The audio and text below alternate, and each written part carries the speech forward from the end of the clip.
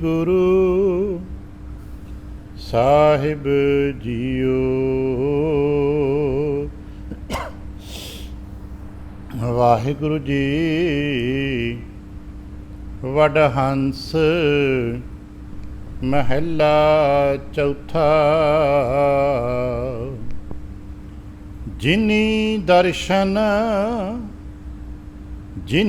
दर्शन सतगुर पुरख ना पाया राम। तिन निहफल जन्म सब बिरथा गवाया राम। जिनी दर्शन सतगुर पुरख ना पाया राम। तिन निहफल जन्म सब बिरथा गवाया राम। निहफल जन्म तिन बिरथा गवाया। ते साकत मुए मर झूरे। घर होंदा रतन पदारथ भूखे। भागहीन हर दूरे। हर हर तिनका दर्श ना करिया हो। जिनी हर हर नाम ना ध्याया। जिनी दर्शन सतगुर पुरख ना पाया।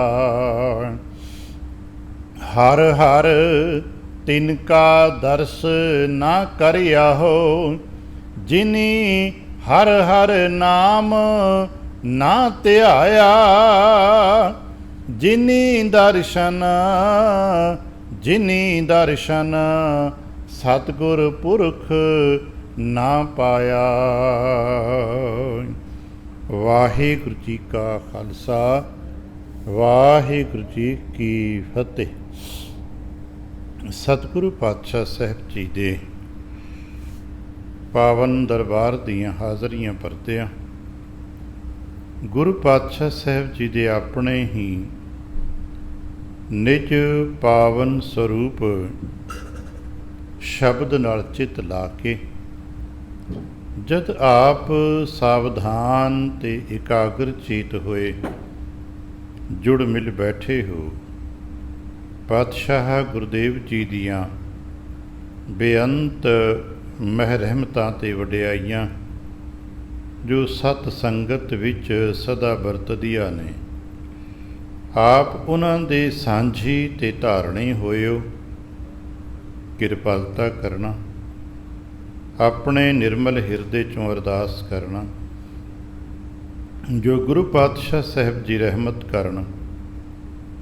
पावन शब्द दी विचार बोलण दा ताण अते विचार दा प्रवाह बख्श। एक बार आसीस दिंदियां ਅੰਮ੍ਰਿਤ ਦ੍ਰਿਸ਼ਟੀ ਪਾ ਕੇ ਜਪਣਾ ਜੀ ਸਤਨਾਮ ਸ਼੍ਰੀ ਵਾਹਿਗੁਰੂ। ਗਰੀਬ ਨਿਵਾਸ ਕਟ ਕਟ ਕੇ ਵਾਸੀ ਸ਼੍ਰੀ ਅਕਾਲ ਪੁਰਖ ਵਾਹਿਗੁਰੂ ਜੀ ਦਾ ਕੋਟਾਨ ਕੋਟ ਸ਼ੁਕਰਾਨਾ ਹੈ ਜੋ ਸੱਚੇ ਪਾਤਸ਼ਾਹ ਸਾਹਿਬ ਜੀ ਨੇ ਕਿਰਪਾ ਕੀਤੀ ਹੈ। ਸੰਪੂਰਨ ਰੈਣ ਆਪਣੇ ਪਿਆਰ ਤੇ ਭਾਣੇ ਵਿੱਚ ਬਤੀਤ ਕਰਾਈ। ਅੰਮ੍ਰਿਤ ਵੇਲੇ ਦੀ ਜਾਗ ਬਖਸ਼ਿਸ਼ ਕੀਤੀ ਤੇ ਇਸ ਵਕਤ ਆਪਣੇ ਹੀ ਪਾਵਨ ਦਰਬਾਰ ਦੀ ਹਾਜ਼ਰੀ ਭਰਨ ਦਾ ਸੁਭਾਗ ਬਖਸ਼ਿਆ। ਹਰ ਰੋਜ਼ ਦੀ ਤਰ੍ਹਾਂ ਮਹਾਰਾਜ ਨੇ ਬਖਸ਼ਿਸ਼ ਦਾ ਦਰ ਖੋਲ੍ਹੇ, ਰਹਿਮਤ ਬਰਸੀ ਤੇ ਸਾਨੂੰ ਦੱਸਿਆ ਗਿਆ ਹੈ ਆਪਣੇ ਗੁਰੂ ਤੋਂ ਬਲਿਹਾਰ ਜਾਇਆ ਕਰੋ, ਕਿਉਂਕਿ ਜੀਵਨ ਦੇ ਵਿੱਚ ਗੁਰੂ ਤੋਂ ਬਿਨਾਂ ਹੋਰ ਕਿਧਰੇ ਵੀ ਸੁੱਖ ਨਹੀਂ ਗਾ। ਗੁਰੂ ਤੋਂ ਬਿਨਾਂ ਤਰੱਕੀ ਨਹੀਂ ਗੀ, ਗੁਰੂ ਤੋਂ ਬਿਨਾਂ ਆਨੰਦ ਨਹੀਂ ਗਾ, ਗੁਰੂ ਤੋਂ ਬਿਨਾਂ ਸੁੱਖ ਨਹੀਂ ਗਾ। ਔਰ ਇਹੀ ਤਲਾਸ਼ ਸਾਡੀ ਜਿਤਨੇ ਵੀ ਬਾਣੀ ਪਾਠਣ ਵਾਲੇ, ਪੜ੍ਹਨ ਵਾਲੇ, ਸੁਣਨ ਵਾਲੇ ਸ਼ਰਧਾਲੂ ਜਨ ਨੇ, ਸਾਰੇ ਹੀ ਗੁਰੂ ਕੀ ਖੁਸ਼ੀ ਤੇ ਤਲਾਸ਼ ਰਹੇ ਨੇ। ਹੋ ਸਕਦਾ ਸਾਡਾ ਥੋੜ੍ਹਾ ਬਹੁਤਾ ਹਿਸਾਬ ਕਿਤਾਬ, ਕੰਮ ਕਰਨ ਦਾ, ਵਰਤਣ ਦਾ ਢੰਗ ਤਰੀਕਾ ਅਲੱਗ-ਅਲੱਗ ਹੋਵੇ, ਵੀ ਕੋਈ ਪਾਠ ਕਿਸ ਤਰ੍ਹਾਂ ਕਰਦਾ ਹੈ, ਕੋਈ ਵੱਧ ਕਰਦਾ ਹੈ, ਕੋਈ ਘੱਟ ਕਰਦਾ ਹੈ, ਕੋਈ ਸਿਮਰਨ ਕਰਦਾ ਹੈ, ਕੋਈ ਪਾਠ ਕਰਦਾ ਹੈ, ਕੋਈ ਕੀਰਤਨ ਸੁਣਦਾ ਹੈ, ਕੋਈ ਕਥਾ ਕਰਦਾ ਅਤੇ ਸੁਣਦਾ ਹੈ। ਇਹ ਥੋੜ੍ਹਾ ਬਹੁਤਾ ਸਾਡਾ ਅਲੱਗ ਹੋ ਸਕਦਾ ਹੈ। ਇਹ ਮਨ ਬੁੱਧੀ ਕਰਕੇ ਥੋੜ੍ਹੇ ਬਹੁਤੇ ਭੇਦ ਸਾਰਿਆਂ 'ਚ ਕੁਦਰਤੀ ਨੇ, ਪਰ ਸਾਰਿਆਂ ਦਾ ਮੁੱਖ ਮਕਸਦ ਇੱਕੋ ਹੀ ਹੈ, ਗੁਰੂ ਦੀ ਖੁਸ਼ੀ। ਗੁਰੂ ਦੀ ਖੁਸ਼ੀ ਹੋਈ ਤੇ ਸਭ ਕੁਝ ਬਣਦਾ ਜਾਏਗਾ। ਗੁਰੂ ਦੀ ਖੁਸ਼ੀ ਹੋਈ ਤੇ ਜੋ ਸਭ ਤੋਂ ਵੱਡੀ ਗੱਲ ਬਣਨੀ ਹੈ, ਇਹ ਬਣਨੀ ਕਿ ਕਰਮ ਚੱਕਰ ਟੁੱਟ ਜਾਣਾ ਹੈ। ਕਰਮ ਦੇ ਨਾਲ ਜੋ ਭਰਮ ਦਾ ਭੁਲੇਖਾ ਚੱਕਰ ਪਿਆ ਦਾ, ਉਹ ਟੁੱਟ ਜਾਣਾ ਹੈ। ਜੀਵਨ ਤੇ ਜੀਵਣਾ ਹੀ ਹੈ, ਸਮਾਂ ਤੇ ਹੰਡਦਾ ਹੀ ਜਾਣਾ ਹੈ, ਪਰ ਸਮੇਂ ਦੇ ਹੰਡਦਿਆਂ ਭਰਮ ਚੱਕਰ ਟੁੱਟ ਗਿਆ ਤੇ ਫਿਰ ਜੀਵਨ ਦਾ ਆਨੰਦ ਸਦੀ ਵੀ ਹੋ ਜਾਏਗਾ। ਫਿਰ ਬਾਰ-ਬਾਰ ਇੱਥੇ ਜਨਮ ਕੇ ਆਉਣਾ ਨਹੀਂ ਪਏਗਾ। ਫਿਰ ਮਹਾਰਾਜ ਦੇ ਹੁਕਮ ਦੇ ਖੇਤਰ 'ਚ ਪ੍ਰਵੇਸ਼ ਕਰ ਜਾਵਾਂਗੇ। ਤੇ ਜੇ ਉਹ ਭਰਮ ਚੱਕਰ ਸਾਡਾ ਨਾ ਟੁੱਟਿਆ ਤੇ ਫਿਰ ਬਾਰ-ਬਾਰ ਜਨਮਣਾ ਪਏਗਾ, ਪਤਾ ਨਹੀਂ ਕਦੋਂ ਤੱਕ। ਇਸੇ ਕਰਕੇ ਬਾਰ-ਬਾਰ ਕਹਿੰਦੇ ਨੇ, ਗੁਰ ਆਪਣੇ ਉੱਪਰ ਬਲ ਜਾਈਏ। ਮਹਾਰਾਜ ਦਾ ਅੱਜ ਦਾ ਵੀ ਉਪਦੇਸ਼ ਹੀ, ਭਾਈ ਆਪਣੇ ਗੁਰੂ ਤੋਂ ਬਲਿਹਾਰ ਜਾਇਆ ਕਰੋ। ਭਾਈ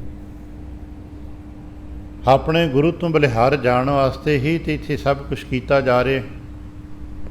ਤੇ ਬਲਿਹਾਰ ਜਾਣਾ ਕੋਈ ਇੱਕ ਵਿਸ਼ੇਸ਼ ਪ੍ਰਕਿਰਿਆ ਨਹੀਂ ਹੈ ਕਿ ਕਿਸੇ ਕੋਈ ਖਾਸ ਇੱਕ ਕੰਮ ਕਰ ਲਿਆ ਤੇ ਬਲਿਹਾਰ ਹੋ ਗਏ, ਕਿ ਜਿਵੇਂ ਕਿਸੇ ਨੇ ਫੁੱਲ ਰੱਖ ਦਿੱਤੇ ਤੇ ਬਲਿਹਾਰ ਹੈ ਨਹੀਂ ਜੀ, ਕੋਈ ਦੇਗ ਲੈ ਕੇ ਆ ਗਿਆ ਤੇ ਬਲਿਹਾਰ ਹੈ ਨਹੀਂ। ਕੋਈ ਇੱਕ ਪ੍ਰਕਿਰਿਆ ਬਲਿਹਾਰ ਦੀ ਨਹੀਂ ਹੈ। ਇੱਥੇ ਸਭ ਕੁਛ ਹੈ, ਸਾਰਾ ਕੁਛ ਹੀ ਕਰਨਾ ਹੈ। ਕੋਈ ਕਿਤਨਾ ਕਰਦਾ ਹੈ, ਕੋਈ ਕਿਤਨਾ ਕਰਦਾ, ਇਹ 'ਤੇ ਟਿੱਪਣੀ ਅਸੀਂ ਨਹੀਂ ਕਰ ਸਕਦੇ। ਜਿਤਨੇ ਵੀ ਸਿਆਣਿਆਂ ਵਡੇਰਿਆਂ ਨੇ ਬਲਿਹਾਰ ਜਾਣਦੇ, ਆਪਣੇ ਗੁਰੂ ਤੋਂ ਬਲ ਜਾਈਏ ਦੇ ਸ਼ਬਦ ਦੀ ਵਿਆਖਿਆਵਾਂ ਕਰਨ ਦਾ ਯਤਨ ਕੀਤੇ।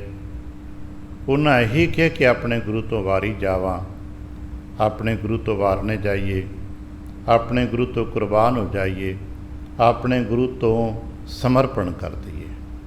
ਕਿਉਂਕਿ ਉਂਝ ਅਸੀਂ ਅੱਖਰਾਂ ਦਾ ਅਰਥ ਵੱਖਰਾ ਕਰਦੇ ਹਾਂ, ਅਤੇ ਕੁਰਬਾਨ ਦਾ ਅਰਥ ਕੋਈ ਹੋਰ ਬਣ ਜਾਏਗਾ, ਵਾਰਨੇ ਦਾ ਅਰਥ ਕੋਈ ਹੋਰ ਬਣ ਜਾਏਗਾ। ਪਰ ਜਦੋਂ ਅਸੀਂ ਗੁਰਮਤਿ ਦ੍ਰਿਸ਼ਟੀਕੋਣ ਦੇ ਨਾਲ ਚੀਜ਼ਾਂ ਨੂੰ ਵੇਖਦੇ ਹਾਂ ਤੇ ਸਮਗਰ ਹੈ, ਸਾਰਾ ਕੁਛ ਹੀ ਹੈ। ਅਰਦਾਸ ਕਰਨ ਤੋਂ ਲੈ ਕੇ ਜੀਵਨ ਦਾ ਹਰ ਕਰਤੱਵ ਆਪਣੇ ਗੁਰੂ ਸਾਹਿਬ ਜੀ ਦੀ ਸ਼ਰਨ ਵਿੱਚ ਹੋਵੇ, ਆਪਣੇ ਗੁਰੂ ਸਾਹਿਬ ਜੀ ਦੇ ਹੁਕਮ ਦੇ ਵਿੱਚ, ਤੇ ਆਪਣੇ ਗੁਰੂ ਨੂੰ ਸਮਰਪਿਤ ਹੋਵੇ। ਸ਼ਾਇਦ ਬਹੁਤ ਸਾਰੀਆਂ ਗੱਲਾਂ ਨੂੰ ਇਕੱਠਿਆਂ ਕਰੀਏ ਤੇ ਇਹ ਬਲ ਬਣੇਗਾ। ਔਰ ਉਹ ਬਲਹਾਰ ਜਾਣਦਾ ਸਭ ਤੋਂ ਵੱਡਾ ਪੱਖ ਜਿਹੜਾ ਹੁੰਦਾ ਹੈ, ਉਹ ਗੁਰੂ ਦੇ ਦਰਸ਼ਨ ਹੁੰਦਾ ਹੈ। ਕਿ ਜਿਸ ਨੇ ਗੁਰੂ ਦੇ ਦਰਸ਼ਨ ਹੀ ਨਹੀਂ ਕੀਤੇ, ਬਲਿਹਾਰ ਕਿਤੋਂ ਜਾਏਗਾ। ਸੁਭਾਵਿਕ ਹੈ ਨਾ, ਅਸੀਂ ਤੁਸੀਂ ਕਿਸੇ ਨੂੰ ਬਲਿਹਾਰ ਕਹਿੰਦੇ ਤੇ ਕੁਰਬਾਨ ਹੋਣਾ, ਇਹਨੂੰ ਸਮਰਪਣ ਕਰਨਾ, ਅਗਰ ਅਸਾਂ ਉਸ ਨੂੰ ਵੇਖਿਆ ਹੀ ਨਹੀਂ ਹੈ, ਜਾਣਿਆ ਹੀ ਨਹੀਂ ਹੈ, ਤੇ ਉੱਤੋਂ ਵਾਰਨੇ ਕਿਵੇਂ ਜਾਵਾਂਗੇ, ਉੱਤੋਂ ਬਲਿਹਾਰ ਕਿਵੇਂ ਜਾਵਾਂਗੇ? ਉਹਨੂੰ ਜਾਣਦੇ ਹੀ ਨਹੀਂ। ਇਸੇ ਕਰਕੇ ਅੱਜ ਕਹਿੰਦੇ ਨੇ ਵੀ ਦਰਸ਼ਨ ਜ਼ਰੂਰੀ ਹੈ, ਅਤੇ ਦਰਸ਼ਨ ਦੇਖਣਾ ਵੀ ਨਹੀਂ ਹੈ। ਇਹ ਕਿਹਾ ਜਾਂਦਾ ਕਿ ਦਰਸ਼ਨ ਦੇਖ ਜੀਵਾ ਗੁਰ ਤੇਰਾ, ਪਰ ਅਸੀਂ ਸਾਰੇ ਸੱਚ ਇਹ ਵੀ ਜਾਣਦੇ ਹਾਂ ਵੀ ਗੁਰੂ ਤੇ ਨਿਰਾਕਾਰ ਸਰੂਪ ਨੇ, ਗੁਰੂ ਤੇ ਸ਼ਬਦ ਜੋਤ ਨੇ, ਤੇ ਗੁਰੂ ਸ਼ਬਦ ਜੋਤ ਨੇ, ਤੇ ਸ਼ਬਦ ਜੋਤ ਦੇ ਦਰਸ਼ਨ ਇਹਨਾਂ ਅੱਖਾਂ ਨਾਲ ਤੇ ਹੋ ਨਹੀਂ ਸਕਦੇ। ਇਸੇ ਕਰਕੇ ਸਿਆਣੇ ਕਹਿੰਦੇ ਨੇ ਕਿ ਦਰਸ਼ਨ ਦਾ ਜੋ ਅਰਥ ਹੈ ਨਾ, ਉਹ ਅਵਸਥਾ ਦੇ ਮੁਤਾਬਕ ਬਦਲਦਾ ਚਲਾ ਜਾਏਗਾ। ਸ਼ਬਦ ਦਾ ਦਰਸ਼ਨ ਆਖਰੀ ਅਰਥ ਉਹੀ ਰਹੇਗਾ, ਦੇਖਣਾ ਟੀਕਾਕਾਰੀ ਕੋਸ਼ਕਾਰੀ 'ਚ ਹੋਏ ਦੇਖਣਾ, ਭਾਈ ਦੇਖ ਲਿਆ, ਪਰ ਕੀ ਦੇਖਿਆ ਹੈ? ਦੇਖ ਕੇ ਸਾਡੇ ਮਨ ਵਿੱਚ ਕੀ ਆਇਆ ਹੈ, ਉਹ ਦਰਸ਼ਨ ਹੈ। ਦੇਖਿਆ ਤਾਂ ਅਸੀਂ ਬਹੁਤ ਕੁਝ ਹੈ, ਪਰ ਕਿਸੇ ਨੂੰ ਵੇਖ ਕੇ ਸਾਡੇ ਮਨ ਵਿੱਚ ਕੀ ਪ੍ਰਗਟ ਹੁੰਦਾ ਹੈ, ਉਹ ਸਾਡੇ ਨੂੰ ਦਰਸ਼ਨ ਪ੍ਰਾਪਤ ਹੁੰਦਾ ਹੈ।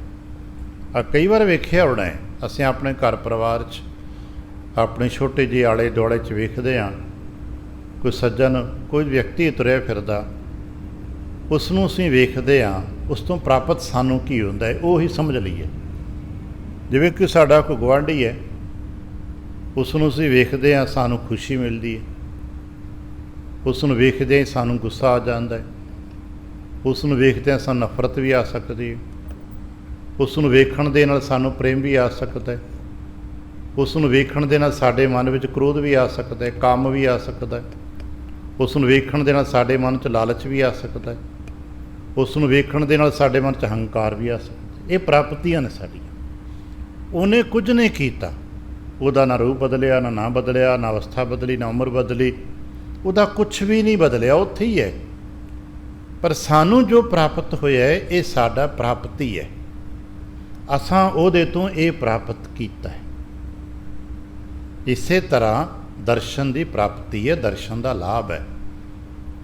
ਜਿਨ੍ਹਾਂ ਨੂੰ ਦੇਖਣ ਦੇ ਨਾਲ ਹੀ ਸਾਨੂੰ ਜੋ ਖਿਆਲ ਮਿਲਦੇ ਨੇ ਉਹ ਸਾਡੀ ਦਰਸ਼ਨ ਦੀ ਪ੍ਰਾਪਤੀ ਹੁੰਦੀ। ਇਸੇ ਕਰਕੇ ਅੱਜ ਜਿਹੜੀਆਂ ਯੂਨੀਵਰਸਿਟੀਆਂ ਵਿੱਚ ਅਸੀਂ ਜਦੋਂ ਪੜ੍ਹਨ ਜਾਂਦੇ, ਆਪ ਸਾਰੇ ਲਗਭਗ ਪੜ੍ਹੇ ਹੋ, ਉੱਥੇ ਇੱਕ ਸ਼ਬਦ ਅਸੀਂ ਪੜ੍ਹਦੇ ਹਾਂ ਫਿਲਾਸਫੀ, ਅਤੇ ਫਿਲਾਸਫੀ ਨੂੰ ਪੰਜਾਬੀ ਤਰਜਮਾ ਕਰਕੇ ਦੇਖਣਾ ਦਰਸ਼ਨ। ਅੱਜ ਅਸੀਂ ਪੜ੍ਹਦੇ ਹਾਂ ਦਰਸ਼ਨ ਸ਼ਾਸਤਰ, ਅਤੇ ਦਰਸ਼ਨ ਸ਼ਾਸਤਰ 'ਤੇ ਲੋਕ ਐਮ ਏ ਕਰਦੇ ਨੇ ਨਾ, ਅਤੇ ਅੰਗਰੇਜ਼ੀ ਵਾਲੇ ਕਹਿੰਦੇ ਨੇ ਫਿਲਾਸਫੀ। ਜਦੋਂ ਅਸੀਂ ਅੱਗੇ ਚਲੇ ਜਾਂਦੇ ਤਾਂ ਉਹਦਾ ਅਰਥ ਬਣਦਾ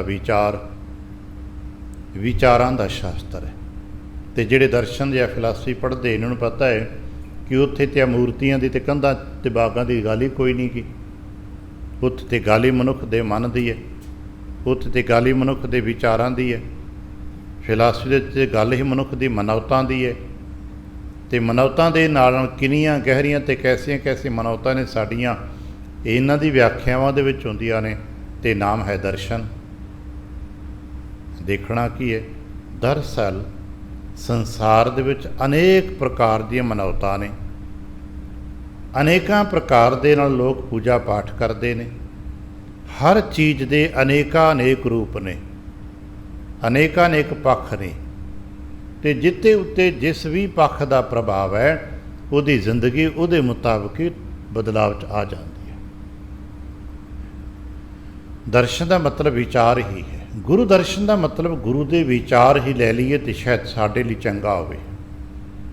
ਗੁਰੂ ਕਾ ਦਰਸ਼ਨ ਦੇਖ ਜੀਵਾ ਜਦੋਂ ਅਸੀਂ ਕਹਿੰਦੇ ਹਾਂ, ਜਦੋਂ ਅਸੀਂ ਗੁਰਮਤਿ ਦੇ ਬਾਰੀਕ ਸੂਤਰਾਂ 'ਚ ਪ੍ਰਵੇਸ਼ ਕਰਾਂਗੇ ਤਾਂ ਮਤਲਬ ਹੈਗਾ ਕਿ ਗੁਰੂ ਕੇ ਵਿਚਾਰਾਂ ਨੂੰ ਅਪਣਾ ਕੇ ਹੀ ਜੀਵਨ ਹੈ। ਜਿੰਨਾ ਚਿਰ ਗੁਰੂ ਦੇ ਵਿਚਾਰਾਂ ਨੂੰ ਨਹੀਂ ਅਪਣਾਇਆ ਤੇ ਜੀ ਤੇ ਰਹੇ ਹਾਂ, ਪਰ ਉਹ ਜੀਵਨ ਗੁਰਮਤਿ ਦਾ ਜੀਵਨ ਨਹੀਂ ਹੋਵੇਗਾ। ਹੁਣ ਗੁਰੂ ਸਾਹਿਬ ਦੇ ਨਾਲ ਰਹਿਣ ਵਾਲੇ ਬੰਦੇ ਵੀ ਜੇ ਗੁਰੂ ਦੇ ਵਿਚਾਰਾਂ ਨੂੰ ਨਹੀਂ ਅਪਣਾਉਂਦੇ ਤੇ ਆਪਾਂ ਨੂੰ ਉਹਨਾਂ ਦੇ ਮੱਥੇ ਲੱਗਣ ਤੋਂ ਮਨ੍ਹਾ ਕੀਤਾ ਗਿਆ। ਉਹਨਾਂ ਦੇ ਨਾਲ ਕਿਸੇ ਪ੍ਰਕਾਰ ਦੀ ਵੀ, ਜਿਹਨੂੰ ਅਸੀਂ ਪੰਜਾਬੀ 'ਚ ਰੋਟੀ ਬੇਟੀ ਦੀ ਸਾਂਝ ਕਹਿੰਦੇ ਨੇ, ਉਹ ਸਾਂਝ ਵਰਤਣ ਤੋਂ ਮਨ੍ਹਾ ਕੀਤਾ ਗਿਆ। ਸਭ ਤੋਂ ਨੇੜੇ ਪ੍ਰਿਥੀ ਚੰਦ ਨੇ, ਬੜੇ ਲੰਮੇ ਸਮੇਂ 10-11 ਵਰ੍ਹੇ, ਬਲਕਿ 12-13 ਵਰ੍ਹੇ ਨਾਨਾ ਸਤਿਗੁਰ ਦੀ ਗੋਦ ਪ੍ਰਾਪਤ ਹੋਈ। ਗੁਰਦੇਵ ਦਾ ਸਮਾਂ ਜੋ ਮਿਲਿਆ ਉਹ ਵੱਖਰਾ ਮਿਲਿਆ। ਪਿਤਾ ਗੁਰੂ 6-7 ਸਾਲ ਰਹੇ ਨੇ। ਇੰਜ ਸਿੱਧੇ ਤੌਰ 'ਤੇ ਲਗਭਗ ਜਿਸ ਵਿਅਕਤੀਤਵ ਨੂੰ 18-19 ਸਾਲ ਗੁਰੂ ਕੀ ਸੰਗਤ ਤੋਂ ਵੀ ਬਹੁਤ ਨੇੜੇ ਹੋ ਕੇ ਡੇ ਨਾਈਟ ਦਿਨ 24 ਘੰਟਿਆਂ ਦਾ ਸਾਥ ਹੈ, ਫਿਰ ਵੀ ਉਸਨੇ ਗੁਰੂ ਕੇ ਦਰਸ਼ਨ ਦਾ ਲਾਭ ਨਹੀਂ ਪ੍ਰਾਪਤ ਕੀਤਾ। ਕਿ ਵੇਖਿਆ ਨਹੀਂ ਉਹਨੇ ਗੁਰੂ ਨਾਨਕ ਨੂੰ, ਗੁਰੂ ਰਾਮਦਾਸ ਨੂੰ ਵੇਖਿਆ ਨਹੀਂ, ਕਿ ਵੇਖਿਆ ਨਹੀਂ ਉਹਨਾਂ ਨੇ ਗੁਰੂ ਅਮਰਦਾਸ ਨੂੰ ਵੇਖਿਆ ਹੋਵੇਗਾ। ਸ਼ਾਇਦ ਸੈਂਕੜਿਆਂ ਦੀ ਮਨੁੱਖਾਂ ਦੇ ਇਕੱਠ ਵਿੱਚੋਂ ਉਹ ਆਪਣੇ ਨਾਨਾ ਸਤਿਗੁਰੂ ਨੂੰ ਪਛਾਣ ਲੈਂਦੇ ਹੋਣਗੇ, ਪਰ ਬਾਵਜੂਦ ਇਸ 'ਤੇ ਅੱਜ ਸਾਨੂੰ ਕਿਹਾ ਗਿਆ ਹੈ ਉਹਨਾਂ ਦੇ ਨਾਲ ਕਿਸੇ ਪ੍ਰਕਾਰ ਦੀ ਸਾਂਝ ਮਤ ਰੱਖੋ। ਪਤਾ ਕਿਉਂ? ਉਹਨਾਂ ਨੇ ਗੁਰੂ ਕੇ ਵਿਚਾਰਾਂ ਨੂੰ ਅਪਣਾਇਆ ਨਹੀਂ, ਗੁਰੂ ਕੇ ਵਿਚਾਰ ਨੂੰ ਨਹੀਂ ਅਪਣਾਇਆ। ਗੁਰੂ ਕਾ ਲਿਬਾਸ ਪਾ ਲਿਆ, ਗੁਰੂ ਘਰ 'ਚੋਂ ਖਾ ਲਿਆ, ਗੁਰੂ ਘਰ ਵਿੱਚ ਰਹਿ ਲਿਆ, ਗੁਰੂ ਵਿੱਚ ਜੀਵਨ ਗੁਜ਼ਾਰ ਲਿਆ, ਪਰ ਗੁਰੂ ਕੇ ਵਿਚਾਰ ਨੂੰ ਉਹਨਾਂ ਨੇ ਨਹੀਂ ਅਪਣਾਇਆ ਅਤੇ ਨਤੀਜਨ ਅੱਜ ਅਸੀਂ ਉਹਨਾਂ ਦੇ ਮੱਥੇ ਲੱਗਣ ਤੋਂ ਵੀ ਗੁਰੇਜ਼ ਕਰਦੇ ਹਾਂ। ਦਰਸ਼ਨ ਦਾ ਮਤਲਬ ਜੇ ਸਮਝ ਸਕੀਏ ਦੇਖਣਾ ਨਹੀਂ ਹੈ, ਦਰਸ਼ਨ ਦਾ ਮਤਲਬ ਹੈ ਉਹਦੇ ਵਿਚਾਰਾਂ ਨੂੰ ਸਵੀਕਾਰ ਕਰ ਲੈਣਾ। ਔਰ ਐਸੇ ਐਸੇ ਵਿਅਕਤੀ ਨੇ ਜਿਨ੍ਹਾਂ ਨੇ ਗੁਰੂ ਕੇ ਵਿਚਾਰ ਨੂੰ ਮੰਨ ਲਿਆ ਏ, ਗੁਰੂ ਦੇ ਇੱਕ ਪੱਖ ਨੂੰ ਮੰਨ ਲਿਆ ਏ, ਉਹਦੀ ਜਾਤੀ ਅਤੇ ਉਹਦਾ ਧਰਮ ਭਾਵੇਂ ਸਾਰੀ ਉਮਰ ਦੂਜਾ ਰਿਹਾ, ਪਰ ਅੱਜ ਵੀ ਅਸੀਂ ਉਹਨਾਂ ਨੂੰ ਸਤਿਕਾਰ ਦਿੰਦੇ ਹਾਂ। ਬਹੁਤ ਆਰੰਭਕ ਸਮੇਂ ਦੇ ਵਿੱਚ ਰਾਏ ਬੁਲਾਰ ਜੀ ਨੇ ਸੱਚੇ ਪਾਤਸ਼ਾਹ ਨਾਨਕ ਜੀ ਨੂੰ ਮੰਨ ਲਿਆ ਨਾ ਕਿ ਰੱਬ ਰੂਪ ਨੇ, ਅਤੇ ਰਾਏ ਸਾਰੀ ਉਮਰ ਨਮਾਜ਼ ਹੀ ਪੜ੍ਹਦੇ ਰਹੇ ਹੋਣਗੇ ਨਾ, ਪਰ ਰਾਏ ਜੀ ਨੂੰ ਅਸੀਂ ਕੀ ਕਹਿੰਦੇ ਹਾਂ? ਗੁਰੂ ਨਾਨਕ ਪਾਤਸ਼ਾਹ ਸਾਹਿਬ ਜੀ ਦੇ ਦਰਸ਼ਨ ਕਰਨ ਵਾਲੇ 'ਚੋਂ ਪਹਿਲੇ ਵਿਅਕਤੀ, ਵੱਡਪਣ ਦੇ ਵਿੱਚੋਂ ਜਿਨ੍ਹਾਂ ਦਾ ਰੁਤਬਾ ਹੈ ਸਮਾਜ ਵਿੱਚ, ਔਰ ਜਿਨ੍ਹਾਂ ਨੇ ਦਰਸ਼ਨ ਕਰ ਲਏ ਨੇ ਉਹਨਾਂ 'ਚੋਂ ਪਹਿਲਿਆਂ ਵਿੱਚੋਂ ਨੇ ਰਾਏ ਬੁਲਾਰ। ਦੁਨਿਆਵੀ ਬਾਲਕਾਂ ਦੇ ਦਰਸ਼ਨ ਅਸਾਂ ਤੁਸਾਂ ਪਤਾ ਨਹੀਂ ਕਿਤਨਿਆਂ ਕੀਤੇ ਦੇਖੇ ਨੇ। ਹਰ ਘਰ ਬਾਲਕ ਜਨਮ ਲੈਂਦੇ ਨੇ, ਹਰ ਘਰ ਬਾਲਕਾਂ ਦੇ ਦਰਸ਼ਨ ਮਾਪੇ ਕਰਦੇ ਨੇ, ਭੈਣ ਭਰਾ ਕਰਦੇ ਨੇ, ਦਾਦੇ ਨਾਨੇ ਕਰਦੇ ਨੇ, ਪਰ ਜਿਸ ਤਰ੍ਹਾਂ ਦਰਸ਼ਨ ਪੰਡਤ ਹਰਦਿਆਲ ਨੇ ਕੀਤੇ ਨੇ ਉਸ ਤਰ੍ਹਾਂ ਤੇ ਕਿਸੇ ਨੂੰ ਨਹੀਂ ਹੋਏ ਨਾ। ਜਿਸ ਤਰ੍ਹਾਂ ਦੇ ਦਰਸ਼ਨ ਦਾਈ ਦੌਲਤਾਂ ਜੀ ਨੂੰ ਮਿਲੇ ਨੇ ਉੱਦਾਂ ਦੇ ਤਾਂ ਕਿਸੇ ਨੂੰ ਨਹੀਂ ਮਿਲੇ ਨਾ। ਇਹਨਾਂ ਨੇ ਪ੍ਰਾਪਤ ਇਹਨਾਂ ਕੀ ਕੀਤਾ ਹੈ? ਵੇਖਿਆ ਜੇ ਤੇ ਨਾਨਕ ਪਾਤਸ਼ਾਹ ਜੀ ਦਾ ਸਰੂਪ ਬਾਲਕ ਹੀ ਹੈ ਨਾ, ਇੱਕ ਛੋਟੇ ਜਿਹੇ ਬਾਲਕ ਰੂਪ ਹੀ ਨੇ, ਪਰ ਪ੍ਰਾਪਤ ਕੀ ਹੋਇਆ ਹੈ? ਗੱਲ ਤਾਂ ਇਹ ਹੈ ਕਿ ਪ੍ਰਾਪਤੀ ਕੀ ਹੋਈ ਹੈ।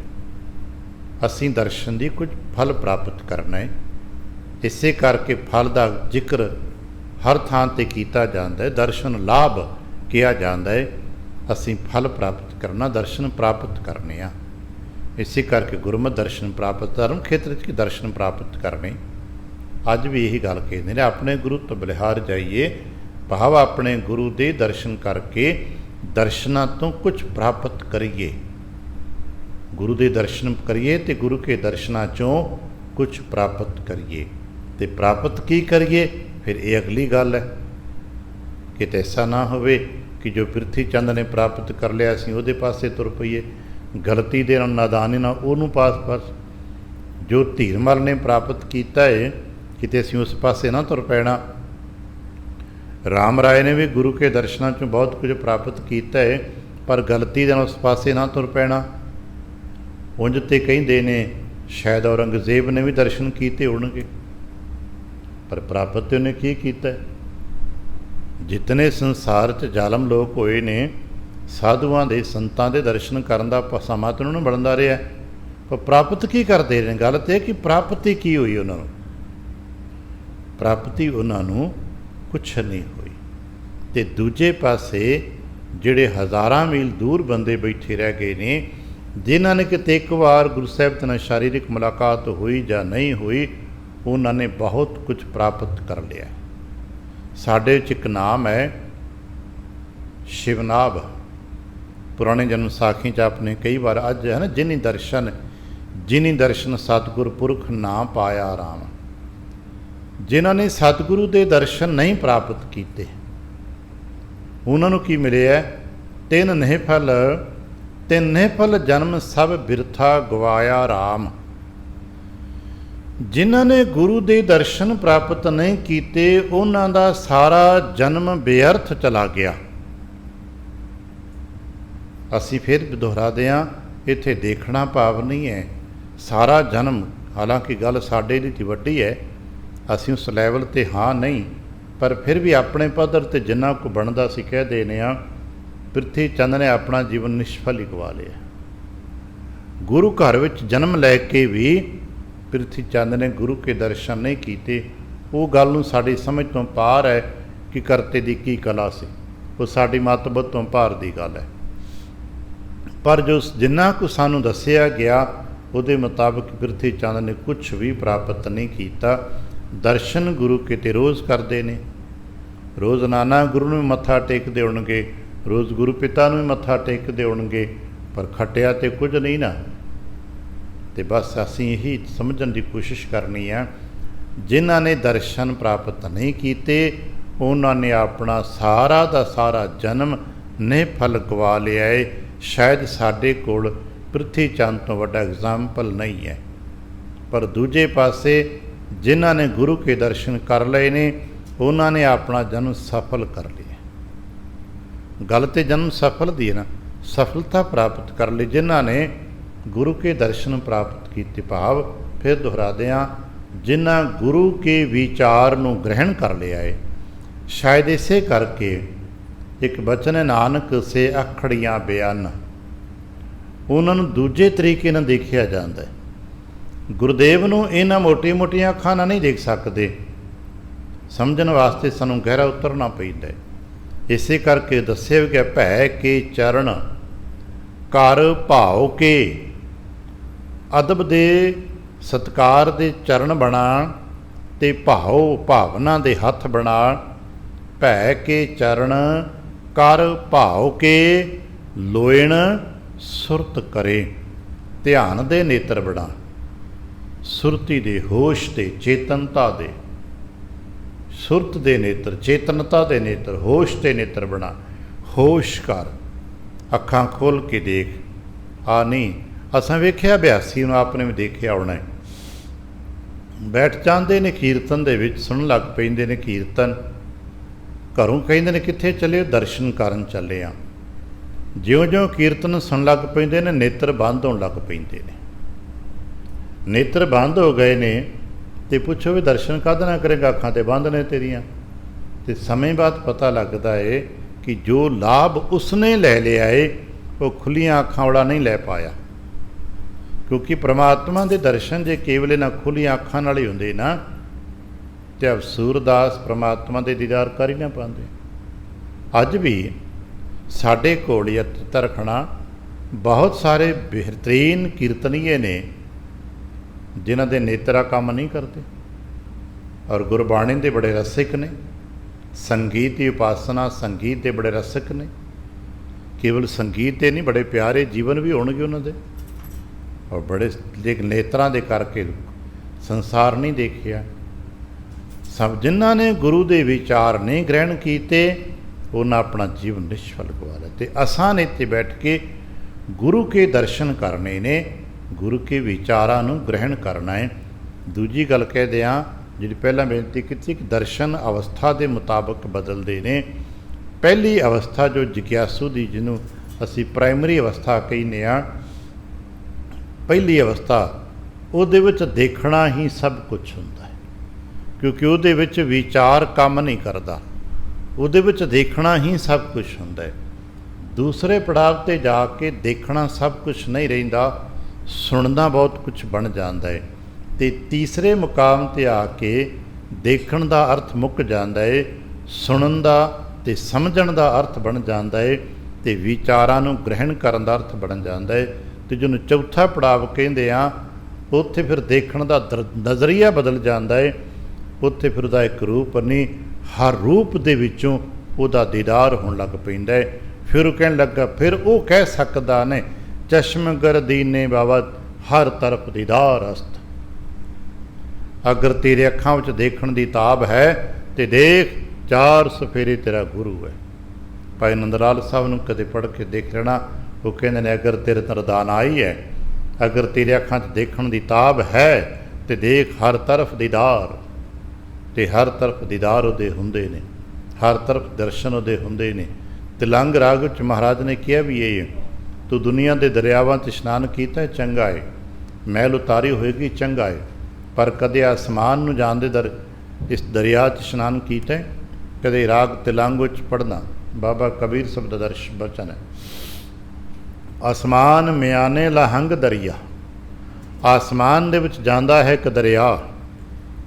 ਗੁਸਲ ਕਰਦਨ ਬੂਦ, ਕਿ ਉਸ ਦਰਿਆ 'ਚ ਗੁਸਲ ਕੀਤਾ। ਗੁਸਲ ਕਹਿੰਦੇ ਇਸ਼ਨਾਨ ਨੂੰ, ਕਿ ਆਸਮਾਨੀ ਦਰਿਆ ਦੇ ਵਿੱਚ ਤੂੰ ਇਸ਼ਨਾਨ ਕੀਤਾ। ਅਤੇ ਅਸੀਂ ਕਿੰਨੇ ਕੁ ਜੋ ਕਹਿ ਸਕਾਂਗੇ ਹਾਂ ਮੈਂ ਆਸਮਾਨੀ ਦਰਿਆ 'ਚ ਇਸ਼ਨਾਨ ਕੀਤਾ। ਅਸੀਂ ਕਹਾਂਗੇ ਹਾਂ ਅਸੀਂ ਗੰਗਾ ਇਸ਼ਨਾਨ ਕੀਤਾ, ਅਸੀਂ ਬਿਆਸਾ ਦੇ ਪਾਣੀ 'ਚ ਨਹਾਤੇ ਹੋਵਾਂਗੇ, ਅਸੀਂ ਉੱਥੇ ਦੁਨੀਆ ਭਰ ਦੇ ਦਰਿਆਵਾਂ 'ਤੇ ਸਰੋਵਰਾਂ ਦਾ ਅਸੀਂ ਨਾਂ ਲੈ ਦਿਆਂਗੇ। पर की तुसां असां ने आसमानी दरिया च दर्शन इशनान कीते।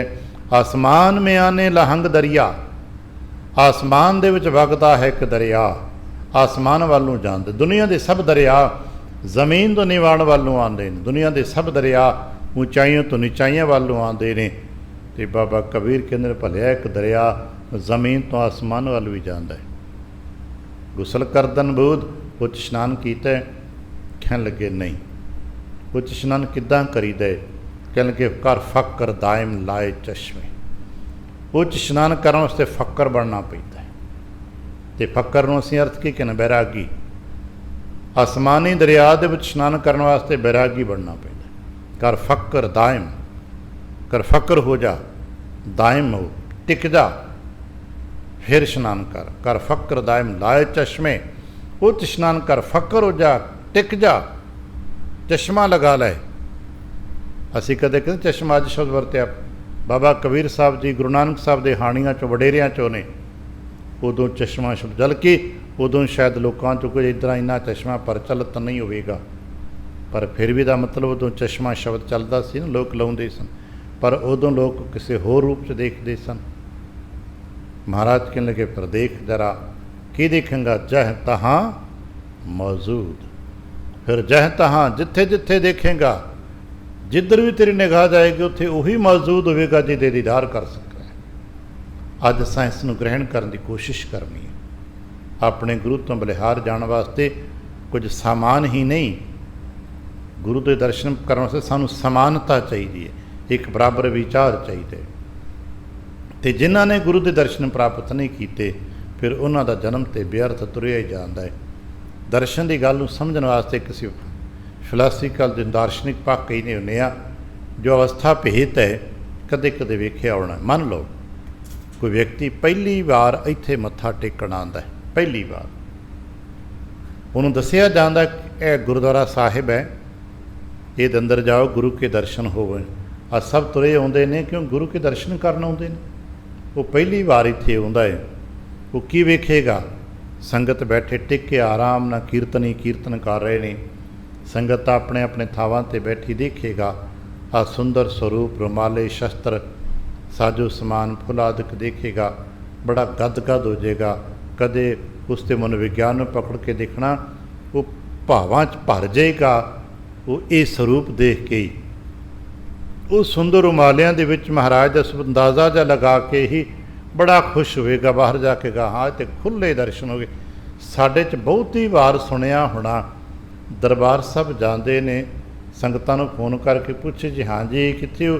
कहने लगा अज ते बड़े खुले दर्शन होए।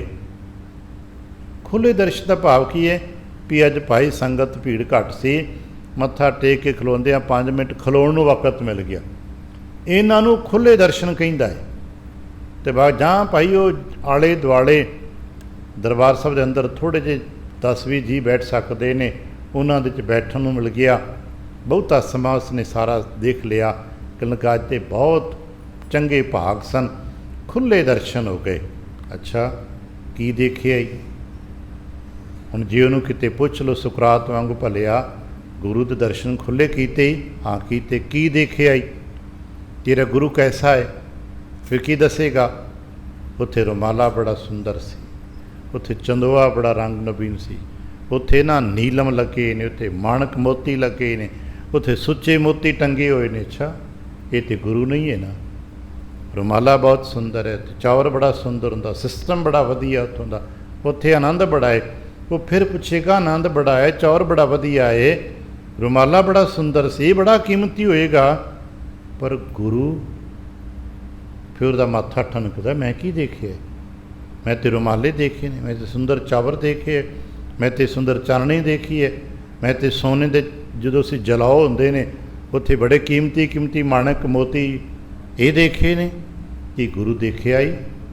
फिकेगा नहीं, मोती तो सन, उत्थे सोने दी चीज़ां पईयां सन, पर गुरु तो नहीं दिखे। फिर दूजा मेरे वर्गा की क्या उन्हां गुरु रुमाले सब दे विच हुंदे ने। अच्छा हौली हौली दूजे पद्धर ते पहुँच गया। इसे करके बहुते वेखे आना लोग पिछले पासों जाके देखने की कोशिश करते हैं। साढ़े च है कि हुण थोड़ा जिहा अवेयरनेस आई है, ਨਹੀਂ ਤੇ ਰੁਮਾਲ ਚੁੱਕ ਚੁੱਕ ਦੇਖਦੇ ਹੁੰਦੇ ਸੀ।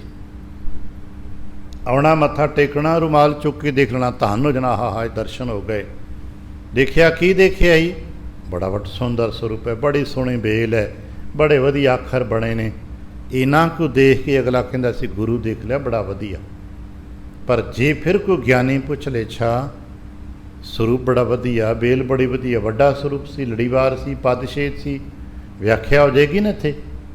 ਫਿਰ ਕਵਾਂਗੇ ਹਾਂ ਸੁਨਹਿਰੀ ਬੇਲ ਸੀ, ਨੀਲੇ ਰੰਗ ਦੀ, ਪੀਲੇ ਰੰਗ ਦੀ, ਅੱਖਰ ਲੜੀਵਾਰ ਸਨ, ਜੁੜਤ ਸਨ, ਪਦਛੇਦ, ਆ ਦੁਨੀਆ ਸਰੂਪ ਵੱਡਾ ਸੀ, ਦਰਮਿਆਨਾ ਸੀ, ਛੋਟਾ ਸੀ। ਅਸੀਂ ਫਿਰ ਇਹੋ ਜਿਹੀ ਵਿਆਖਿਆ ਕਰਨ ਲੱਗ ਪਾਂਗੇ। ਪਰ ਇਹ ਵਿਆਖਿਆ ਗੁਰੂ ਦੀ ਨਹੀਂ ਹੈ, ਇਹ ਵਿਆਖਿਆ ਗ੍ਰੰਥ ਦੀ ਹੈ। ਪਦਛੇਦ ਹੈ ਕਿ ਲੜੀਵਾਰ ਹੈ, ਸਰੂਪ ਛੋਟਾ ਹੈ ਕਿ ਵੱਡਾ ਹੈ। ਜਿਹਦੇ ਆਪਾਂ ਕੱਲ੍ਹ ਪਰਸੋਂ ਗੱਲ ਕਰੇ ਸਾਂ, ਮਾਚਿਸ ਦੀ ਡੱਬੀ ਜਿਤਨਾ ਸਰੂਪ ਅਤੇ 350 ਕਿਲੋ ਦਾ ਸਰੂਪ। ਇਹ ਵਿਆਖਿਆ ਗੁਰੂ ਦੀ ਨਹੀਂ ਹੈ, ਇਹ ਆਕਾਰ ਗੁਰੂ ਦਾ ਨਹੀਂ ਹੈ, ਆਕਾਰ ਗ੍ਰੰਥ ਸਾਹਿਬ ਦਾ ਹੈ। ਫਿਰ ਦੂਜਾ ਪੁੱਛੇਗਾ ਕਿ ਗੁਰੂ ਦੇਖੇ? ਕਹਿਣ ਲੱਗਾ ਨਹੀਂ, ਗੁਰੂ ਤੇ ਨਹੀਂ ਦੇਖੇ, ਮੈਂ ਤੇ ਗ੍ਰੰਥ ਹੀ ਦੇਖੇ ਹੈ। ਫਿਰ ਤੀਜੇ ਪੱਧਰ 'ਤੇ ਪਹੁੰਚ ਕੇ ਉਹਦੇ 'ਚ ਜੋ ਲਿਖਿਆ ਨਾ ਉਹ ਗੁਰੂ ਹੈ, ਸ਼ਬਦ ਗੁਰੂ ਹੈ। ਫਿਰ ਪਾਠ ਕਰਨ ਲੱਗੇਗਾ, ਫਿਰ ਕਹੇਗਾ ਮੈਂ ਦਰਸ਼ਨ ਕਰਦਾ। ਫਿਰ ਅੱਜ ਸਾਡਾ ਬਹੁਤਾ ਮੰਡਲ ਜਿੱਥੇ ਖੜਾ ਹੈ, ਕਹਿੰਦਾ ਨਾ ਭਾਈ ਇੱਕ ਮੁੱਖ ਵਾਕ ਲੈ ਲਈਏ, ਪੜ੍ਹ ਲਈਏ, ਸੁਣ ਲਈਏ। ਫਿਰ ਇੱਥੇ ਤੀਜੇ ਲੈਵਲ 'ਤੇ ਪਹੁੰਚਦਾ, ਨਹੀਂ ਨਹੀਂ ਗੁਰੂ ਸ਼ਬਦ ਹੈ ਅਤੇ ਸ਼ਬਦ ਨੂੰ ਪੜ੍ਹਨਾ ਚਾਹੀਦਾ ਹੈ, ਸ਼ਬਦ ਨੂੰ ਸੁਣਨਾ ਚਾਹੀਦਾ ਹੈ, ਸ਼ਬਦ ਨੂੰ ਵਿਚਾਰਨਾ ਚਾਹੀਦਾ ਹੈ। ਫਿਰ ਇੱਥੇ ਪਹੁੰਚ ਜਾਂਦਾ। ਫਿਰ ਵੀ ਇੱਕ ਉਹਦੇ ਅੱਗੇ ਕੁਐਸਚਨ ਮਾਰਕ ਰਹਿੰਦਾ ਹੈ, ਤੂੰ ਸਾਰਾ ਸਹਿਜ ਪਾਠ ਕਰ ਲਿਆ, ਇੱਕ ਵਾਰ ਨਹੀਂ 10 ਵਾਰ ਕਰ ਲਿਆ, 10 ਵਾਰ ਕਥਾ ਸੁਣ ਲਈ, ਕਿ ਗੁਰੂ ਦੇਖਿਆ ਹੀ? ਕਿ ਗੁਰੂ ਦੇਖਿਆ ਹੀ? ਕਹਿੰਦਾ ਨਹੀਂ। ਸਹਿਜ ਪਾਠ ਬੜੀ ਵਾਰ ਕੀਤੇ, ਸੰਥਿਆ ਕਰਾਉਣ ਲੱਗ ਪਿਆ, ਸ਼ੁੱਧ ਉਚਾਰਨ ਕਰਨ ਲੱਗ ਪਿਆ, ਸੰਪੂਰਨ ਗੁਰੂ ਗ੍ਰੰਥ ਸਾਹਿਬ ਯਾਦ ਕਰ ਲਿਆ ਹੀ, ਪਰ ਕਿ ਗੁਰੂ ਦੇਖਿਆ ਹੀ? ਕਹੇਗਾ ਨਹੀਂ।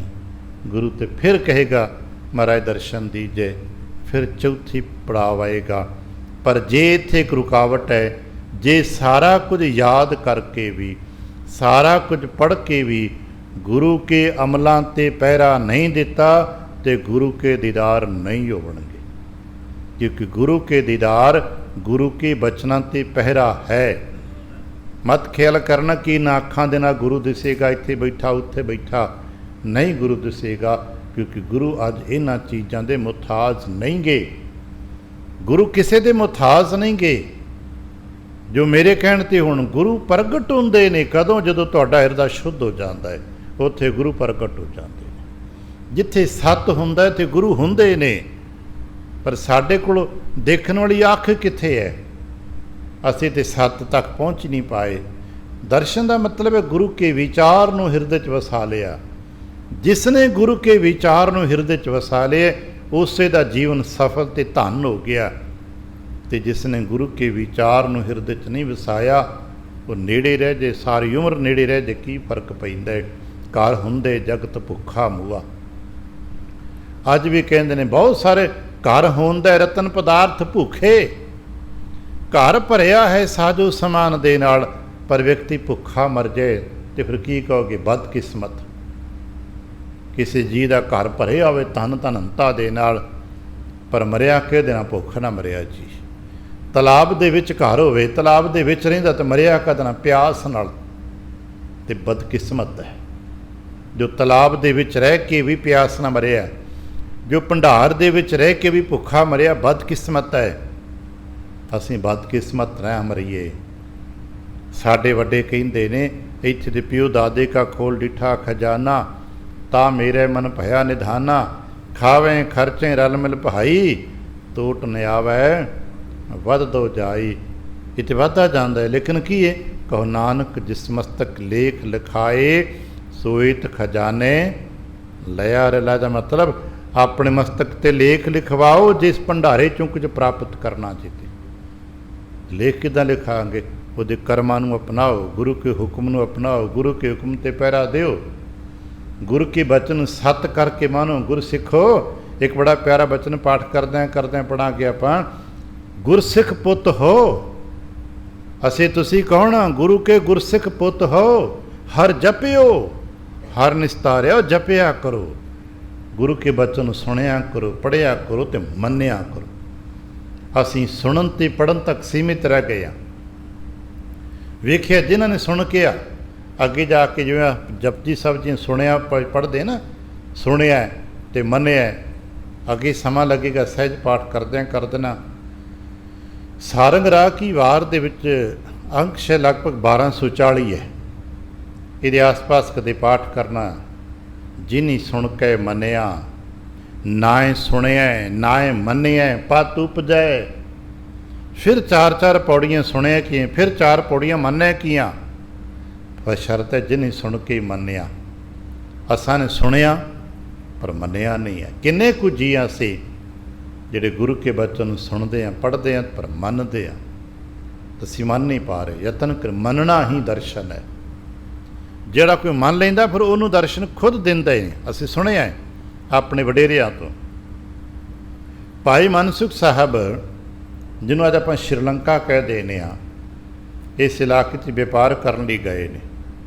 ਅਸੀਂ ਗਾਥਾ 'ਤੇ ਕਈ ਵਾਰ ਸੁਣੀ ਪੜ੍ਹੀ ਕਿ ਉੱਥੋਂ ਦੇ ਰਾਜੇ ਦਾ ਨਿਯਮ ਸੀ ਕਿ ਇਕਾਦਸ਼ੀ 'ਤੇ ਵਰਤ ਰੱਖਣਾ ਜੀ, ਕਿਉਂਕਿ ਉਸ ਵਕਤ ਦਾ ਧਰਮ ਉਹਨਾਂ ਦਾ ਇਹ ਸੀਗਾ, ਕੋਈ ਚੁੱਲ੍ਹਾ ਨਹੀਂ ਬਾਲੇਗਾ, ਰਾਜਸੀ ਹੁਕਮ ਹੈ। ਪਰ ਸ਼ਿਵਨਾਵ 'ਤੇ ਬਾਹਰੋਂ ਗਿਆ ਹੋਇਆ ਯਾਤਰੀ ਹੈ ਨਾ, ਬੇਸ਼ੱਕ ਉਸ ਰਾਜ ਦੇ ਵਿੱਚ ਰਾਜ ਦਾ ਹੁਕਮ ਹੀ ਮੰਨਣਾ ਪੈਂਦਾ ਹੈ, ਪਰ ਮੰਨ ਲਓ ਸ਼ਿਵਨਾਵ ਦੇ ਰਾਜ ਦਾ ਹੁਕਮ ਭਾਈ ਮਨਸੁਖ ਨੂੰ ਨਹੀਂ ਪਤਾ। ਭਾਈ ਮਨਸੁਖ ਆਪਣੇ ਰਾਜੇ ਦਾ ਹੁਕਮ ਮੰਨਦਾ ਹੈ, ਅਤੇ ਮਨਸੁਖ ਦਾ ਰਾਜਾ ਕੌਣ ਹੈ? ਗੁਰੂ ਨਾਨਕ। ਉਹ ਗੁਰੂ ਨਾਨਕ ਦੇ ਹੁਕਮ ਨੂੰ ਮੰਨ ਕੇ ਬੈਠੇ ਨੇ। ਉਹਨਾਂ ਕਿਹਾ ਆਦਤ ਕੋਈ ਚੁੱਲ੍ਹਾ ਨਹੀਂ ਬਾਲੇਗਾ, ਪਰ ਮਨਸੁਖ ਸਾਹਿਬ ਜੀ ਨੇ ਚੁੱਲ੍ਹਾ ਬਾਲ ਲਿਆ। ਉੱਠੇ ਨੇ, ਇਸ਼ਨਾਨ ਪਾਨ ਕੀਤਾ ਅਤੇ ਆਪਣਾ ਜੋ ਉਸ ਵਕਤ ਅਸੀਂ ਅੱਜ ਦਾ ਨਿਤਨੇਮ ਤੇ ਉਦੋਂ ਨਹੀਂ ਸੀ ਨਾ, ਉਦੋਂ ਤਾਂ ਜਪਜੀ ਸਾਹਿਬ ਦੀ ਬਣਤਰ ਵੀ ਅਜੇ ਨਹੀਂ ਸੀ ਬਣੀ। ਯਾਦ ਰੱਖਣਾ ਇਹ ਉਸ ਵਕਤ ਦੀ ਗੱਲ ਹੈ ਜਦੋਂ ਹੱਟੀ ਅਜੇ ਮੋਦੀ ਖਾਨਾ ਚੱਲਦਾ।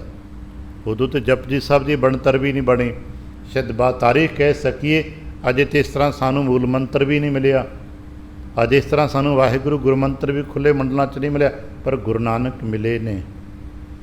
ਚੀਜ਼ਾਂ ਬਾਅਦ 'ਚ ਮਿਲਦੀਆਂ ਰਹਿੰਦੀਆਂ ਨੇ, ਪਰ ਗੁਰੂ ਨਾਨਕ 'ਤੇ ਮਿਲੇ ਨਾ ਮਨਸੁਖ ਜੀ ਨੂੰ। ਗੁਰੂ ਨਾਨਕ ਮਿਲੇ ਨੇ, ਉਹਨਾਂ ਗੁਰੂ ਨਾਨਕ ਨੂੰ ਮੰਨ ਲਏ। ਬਸ ਗੱਲ ਤਾਂ ਇਹ ਨਹੀਂ ਕਿ ਜੇ ਮਿਲੇ ਤਾਂ ਮੰਨ ਲਿਆ ਕਿ ਨਹੀਂ ਮੰਨਿਆ।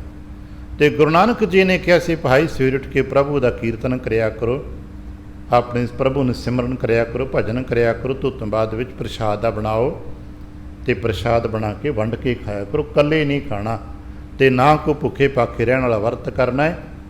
ਰੱਬ ਦਾ ਦਿੱਤਾ ਅੰਨ ਪਦਾਰਥ ਹੈ, ਬਣਾਓ, ਖਾਓ ਅਤੇ ਵੰਡੋ।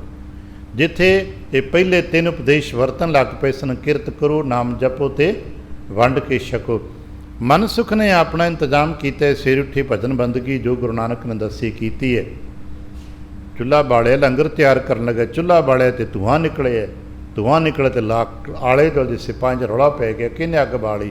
ਆ ਕੇ ਪਕੜ ਲਿਆ ਗਿਆ, ਗ੍ਰਿਫਤਾਰ ਕਰ ਲਿਆ ਗਿਆ।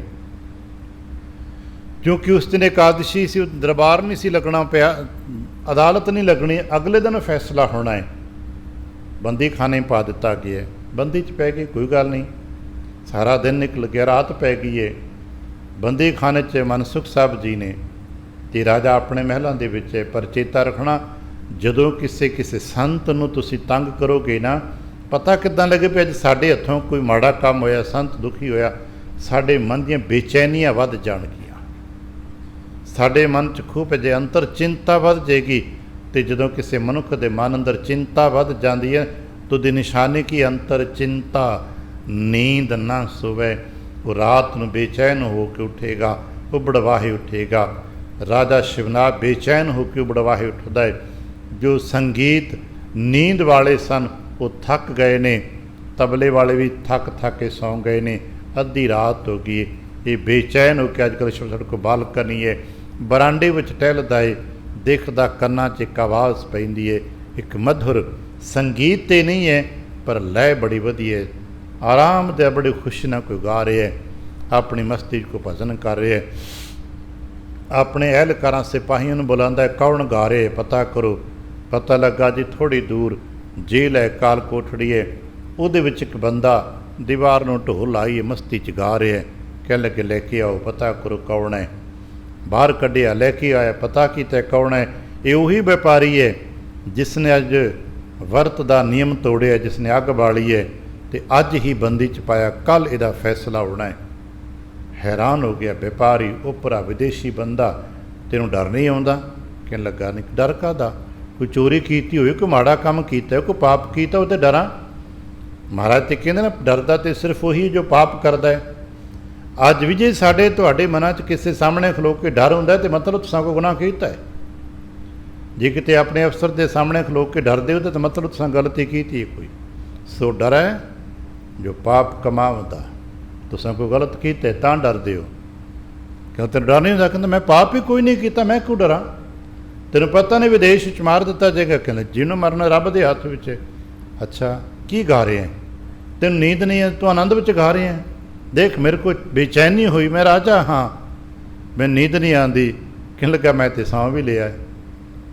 तेन नींद आए कि ना आए, मैं तो सौं भी लिया।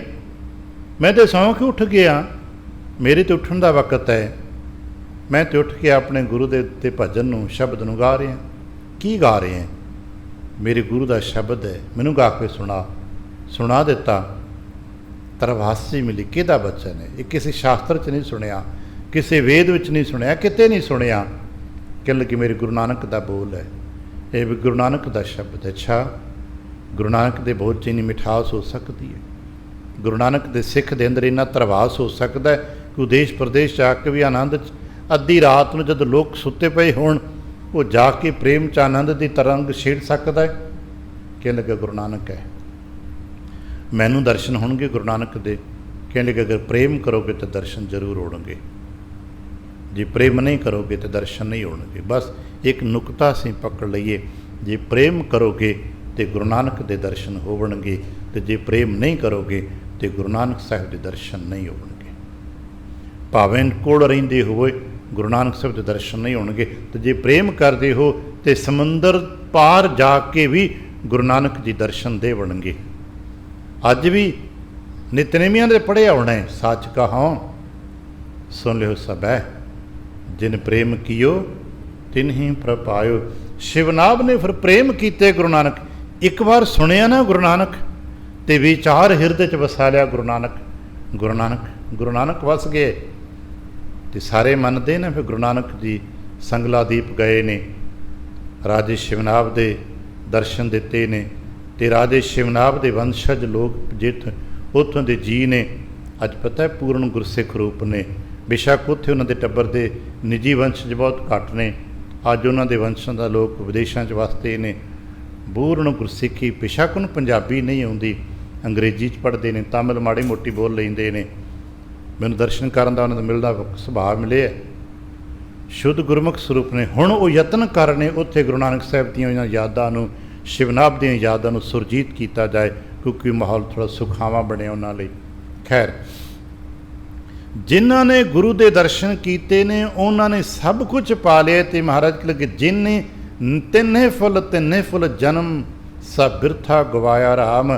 जिन्हां ने गुरु दे दर्शन नहीं कीते जन्म बेअर्थ चला गया। तिन्ने फल जन्म तिन बिरथा गवाया, ते साकत मुए मर झूरे। वो साकत मनुख झूर झूर के मर गए जिन्हां ने गुरु साहिब के कोल रह के भी गुरु के दर्शन नहीं किए। बड़े साढ़े को ऐसे इतिहास नाम ने जेड़े गुरु के कोल रह के भी गुरु साहिब के दर्शनों प्राप्त नहीं कर पाए। किहड़ा किहड़ा इतिहास ना लईए, जिथे गुरु के परिवार के जी 3-4 वड्डे ने ना, जिवें धीरमल हो गए, पिरथी चंद हो गए, मेहरबान हो गए, धीरमल हो गए, राम राय हो गए, इस तरह होर भी बड़े नाम ने जिहड़े गुरु की अरदल विच रहे ने, गुरु के प्यार माणे ने, जिन्हां ने पर दर्शन नहीं माणे। असीं सुणिया ना जदों पातशाह दशमेश साहब जी नूं आके पहरेदारां दस्सिया सी, जो सूहीए हुंदे कि महाराज कल इस आनंदपुर के किले नूं तोड़न वास्ते ये खूनी हाथी आएगा। तो महाराज ने कहा कोई गल नहीं, जो उन्हों का खूनी हाथी आएगा तो साडा हाथी मुकाबला करेगा। तो सारे सुनिया ना, वो वड्डे कद वाला दुनी चंद रातों रात भज गया कि उन्हें गुरु के दर्शन नहीं किए, कि गुरु साहब ने देखा नहीं सी। पता नहीं कितने सालों तो आनंदपुर रहिंदा होएगा, कितने समय तो गुरु का मसंद बनया सी, कितना नेड़े गुरु साहब के कोल बैठता होएगा, क्योंकि सामने ही बैठा होएगा तां ते महाराज ने कहा साडा ये हाथी है तो मुकाबला करेगा। पर इसने कुछ खटिया नहीं, क्योंकि उसने ਗੁਰੂ ਕੇ ਦਰਸ਼ਨ ਦਾ ਲਾਭ ਨਹੀਂ ਸੀ ਪ੍ਰਾਪਤ ਕੀਤਾ। ਉਹਨੇ ਗੁਰੂ ਦਰਸ਼ਨ ਨਹੀਂ ਕੀਤਾ, ਕੇਵਲ ਗੁਰੂ ਗੋਬਿੰਦ ਸਿੰਘ ਮਹਾਰਾਜ ਦੂਰੋਂ ਦੇਖਿਆ ਹੋਇਆ ਵਾ, ਠੀਕ ਹੈ। ਤੇ ਨਤੀਜਾ ਕੀ ਨਿਕਲਿਆ ਹੈ? ਤੇ ਸਾਕਤ ਮੂਏ ਮਰ ਝੂਰੇ।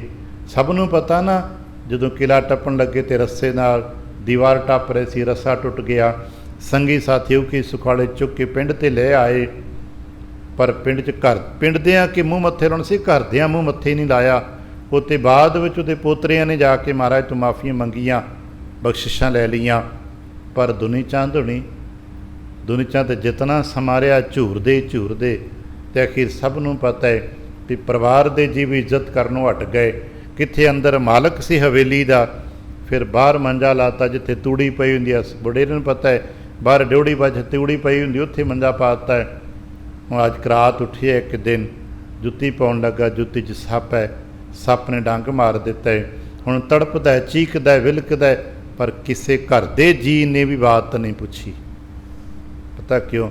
ਇਸ ਗੁਰੂ ਮਾਰਿਆ ਹੈ ਨਾ, ਸਾਕਤ ਹੈ ਨਾ, ਗੁਰੂ ਕੇ ਦੇ ਕੋਲ ਰਹਿ ਕੇ ਵੀ ਗੁਰੂ ਕੇ ਦਰਸ਼ਨ ਦਾ ਲਾਭ ਨਹੀਂ ਪ੍ਰਾਪਤ ਕਰ ਸਕਿਆ, ਤੇ ਤੜਪ ਕੇ ਝੂਰ ਕੇ ਮਰ ਗਿਆ। ਸ਼ਾਇਦ ਪਛਤਾਵਾ ਕਰਦਾ ਹੋਵੇਗਾ, ਰੋਂਦਾ ਹੋਵੇਗਾ ਆਪਣੇ ਕੀਤੇ ਕਰਮ ਨੂੰ, ਪਰ ਝੂਰ ਕੇ ਮਰ ਗਿਆ। ਸਾਨੂੰ ਤੇ ਹੁਕਮ ਕੀਤਾ ਮਹਾਰਾਜ ਨੇ, ਆਪਨੇ ਸੁਣਿਆ ਪੜ੍ਹਿਆ ਹੋਣਾ, ਜਿਹੜੇ ਗੁਰੂ ਕੇ ਦਰਸ਼ਨਾਂ ਤੋਂ ਵਾਂਝੇ ਰਹਿ ਗਏ ਨਾ, ਕਿਸੇ ਵਕਤ ਤੋਂ ਮਸੰਦ ਹੋਣਗੇ।